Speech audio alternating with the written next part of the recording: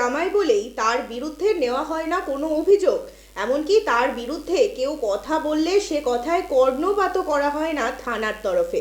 আমরা না, এমনটা অভিযোগ করছেন স্থানীয়রা। সম্প্রতি এমনই অভিযোগ শোনা গেল মালদায়।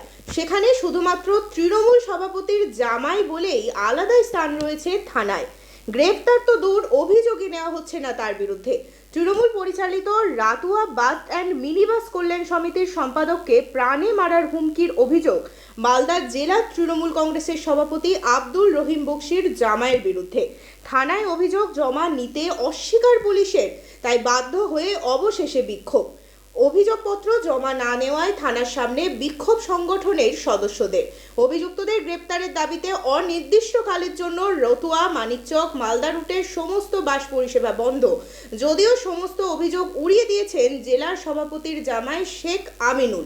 এখন এই অভিযোগ কতটা সত্যি তা নির্ভর করছে পুলিশি তদন্তের উপরে। বাস বন্ধ করেছি, ওই যে আমাদের যেগুলো কথা বলে সেক্রেটারি সাহেবকে মারার হুমকি দিয়েছি, যার কারণে বাসগুলো বন্ধ রেখেছি।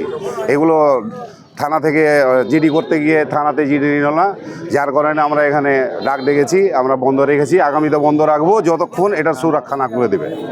আমরা চাইছি যে এটাকে সমাধান করে দেব।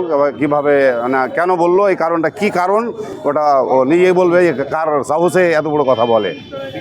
আজকে ওকে বলেছে, কালকে আমাকে বলবে, তারপরে দিন আর ওকে বলবে। এটাই হচ্ছে মালদা ডিস্ট্রিক্টে এর আগে তো কয়েকটা ঘটনা এইভাবেই ঘটে গেল। তো যার ভয়ে আমরা ঠিক আছে, আমরা গাড়ি চালাবো না, গাড়ি বন্ধ রেখেছি এভাবে।